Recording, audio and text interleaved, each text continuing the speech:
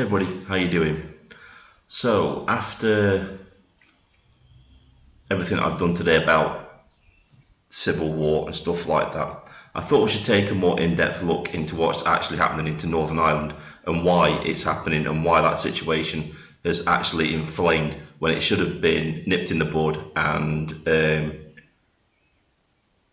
de-escalated by the police there. But instead of de-escalating it, they've actually inflamed it further with the things they've actually said. And it's all down to this guy here. So this is from Queen Natalie. She says, Northern Ireland's Chief Con PSN, whatever his name is, police chief said, Chief, right, his name is John Booch, I think that's how he's pronounced his name, has warned the bigots and racists that have been behind 3 nights of disorder in the region that his officers will be coming after them, using the same language as the British government. Right, so I'm just gonna let this play. I'm not going to refute him. I'm going to let somebody else refute this guy after he's talked, and then I'll have my say on everything that I've heard and listened to. So I'll just play the video for you. A young teenage girl was attacked. That was an unforgivable attack, and that young girl has been traumatised enough. And I've met her family this morning. What followed on Monday was a lawful protest by some 4,000 people against that assault. We've arrested 2 teenagers who've been charged and are in custody.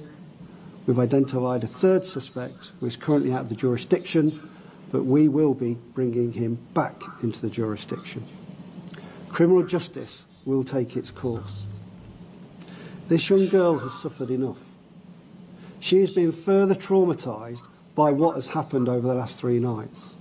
After that protest, where people rightfully and lawfully expressed their disgust at what happened to that girl, left peacefully, the entire event was then hijacked when we saw disorder of the nature that we do not want to see anywhere in the United Kingdom, and we will not tolerate in Northern Ireland. I've spoken to the police officers that night, our 2 serials who were on duty for that protest, who put themselves in harm's way repeatedly, getting families, young families out of houses who are hiding in attics, who are hiding in wardrobes, who have done nothing wrong. They are not criminals, they contribute positively to society here and are well integrated. They are valued members of society in Northern Ireland. Fire service colleagues described how they went to the scenes to stop arson attacks at those addresses, and how they, in all their years in the fire service, have not seen levels of violence to that level. And told me specifically and directly of the bravery, the courage of a very thin green line of police officers that without doubt, in my view, saved lives that night. Since Monday, we've had 2 further nights of violence. This behaviour, and I completely endorse what the chair of the policing board has said, is wanton, disgraceful, criminal behaviour that is absolutely race motivated. We've had 13 arrests to lunchtime today. There have probably been more as I've been sitting in the policing board. We've put our public order inquiry team together and we'll be releasing images of those responsible. We will be going after them. Stop this violence. We will come after you, we will arrest you. We will prosecute you successfully. It is not in any way a way for a civilised society to behave, and it must stop now. I want to specifically mention the 41 police officers who've been injured. Each of those officers have put themselves in harm's way to protect our communities. And I want to send a very clear message to all our diverse communities. We stand absolutely shoulder to shoulder with you. We are here to protect you. We are your police service. And these bigots and racists will not win the day.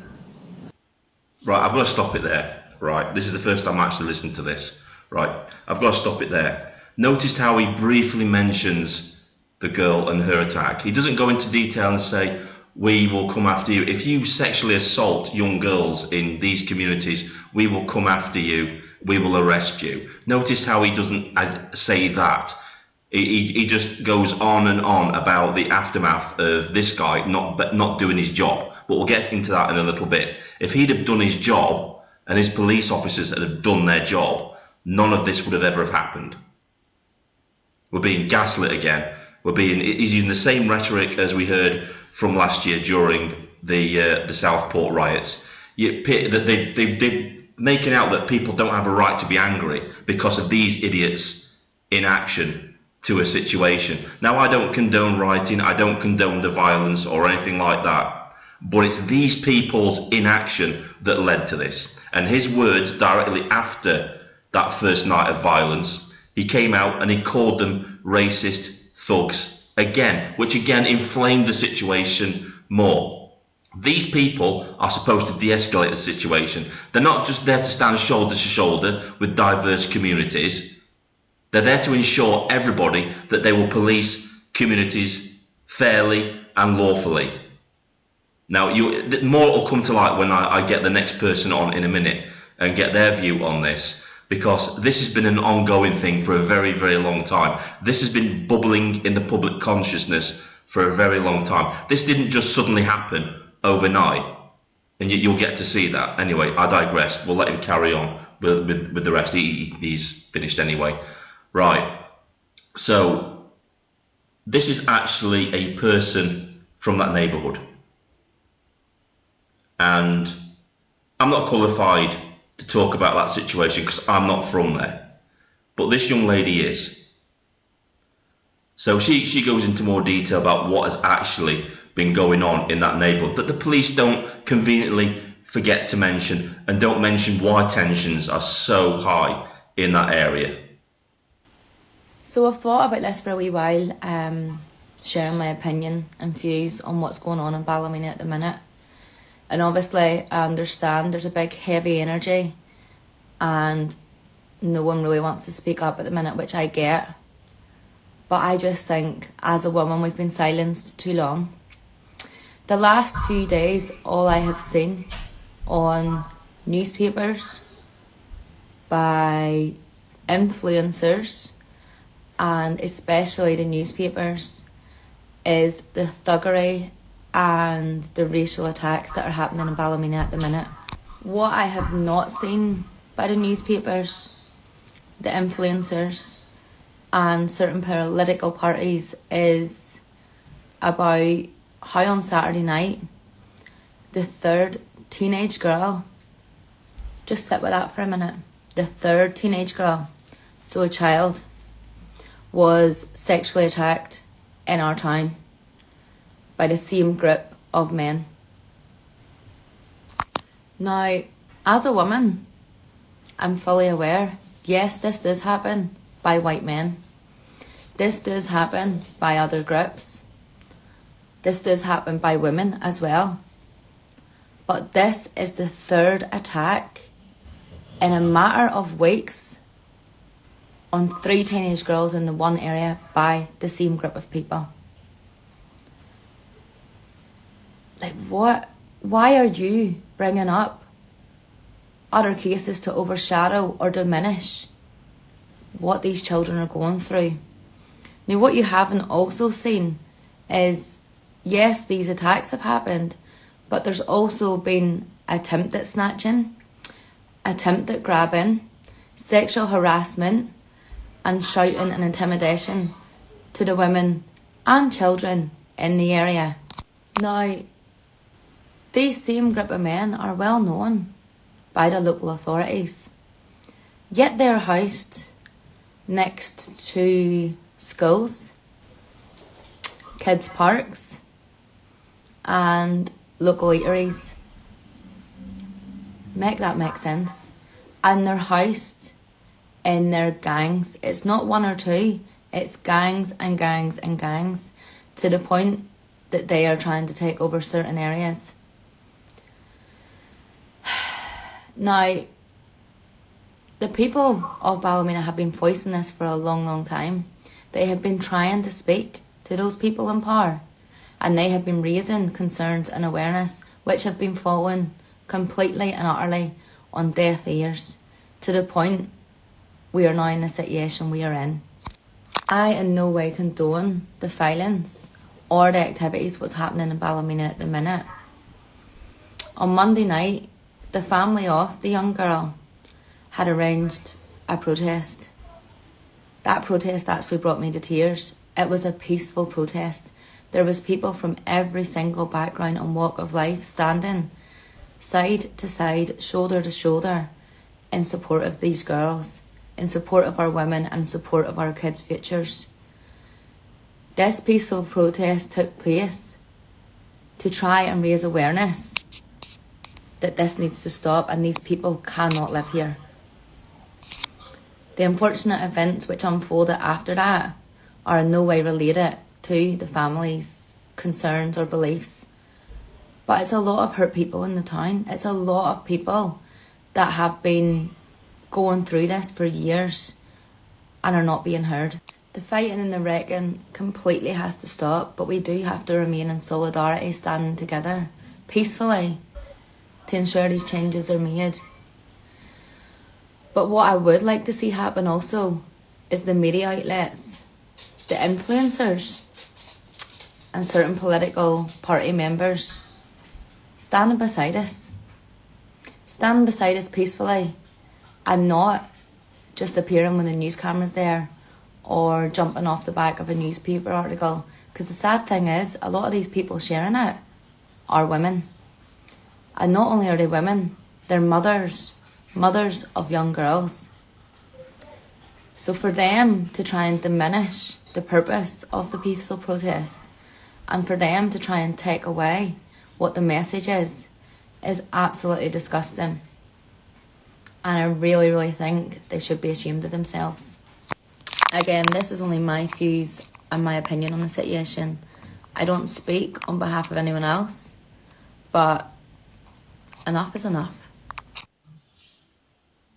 So that was that young girl. So as you can see, the police haven't been fully truthful with the public yet again. That they're just saying, oh, this has just happened.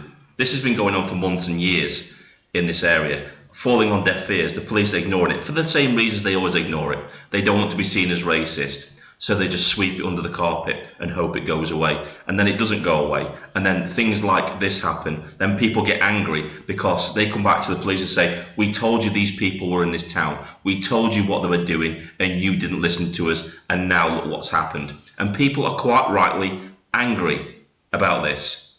So for that police officer to then, this fucking idiot, moron, to come out and then blame the people who are angry. A teenage girl was attacked. Blame the people who are angry. Attack, and that young Shouldn't girl be a has been fucking idiot. traumatised enough. And I've met her. To blame the people who are angry at his inaction on this situation is just a disgrace. An absolute disgrace. He could have stopped all of this by listening to the people and taking action. He didn't take action because he doesn't want to upset a certain demographic within society, because he's ideologically captured, just like the rest of them are. They'll ignore people to satisfy their own ideological agenda. And then things like this happen, and then they start coming on, they're giving it the tough act, saying we're going to go out and we're going to arrest all the people that were involved in the violence. Fair enough. But where was that attitude when people coming forward and saying the serious sexual assault's taking place, these people are involved in it? Where was that attitude that, yeah, we'll go out, we'll go and arrest them all, we'll get them cleaned up, we'll get them out of the neighbourhood? Where was that attitude then? Again, it's with the two-tier business, isn't it? When you complain about a certain demographic, falls on deaf ears. When people get angry because they've not been listened to, come down on like a ton of bricks, get the batons out, get the riot squads out, let's go in heavy-handed, lads, let's go get them. It's their inaction that's causing all of this, because they're politically motivated, they're politically captured. the police force. So, although the blame is on the rioters, definitely violence not the answer, getting violent, going, kicking people's doors in and smashing windows, not the way to go about it. But I can understand the anger and the frustration that those people have, and why they've done it. It's because of this guy's inaction. They're the ones that should be going around kicking the doors in and dragging these people out to prison and facing justice, but they don't do it. So what happens? They let it fester, it grows, the anger builds and builds within these communities, and then they take it into their own hands because serious things like this happen. 3 young girls, brutally sexually assaulted because of people like this as inaction. Makes my blood boil. Makes my blood boil when idiots like this come out and they call the rioters, you know, bigots and racist thugs. They just don't understand the anger. They don't understand the anger behind what has happened. They don't understand the circumstances of why these people are angry. Just makes me sick. Anyway, I thought I'd show you that. This is Vindicator. Sign off.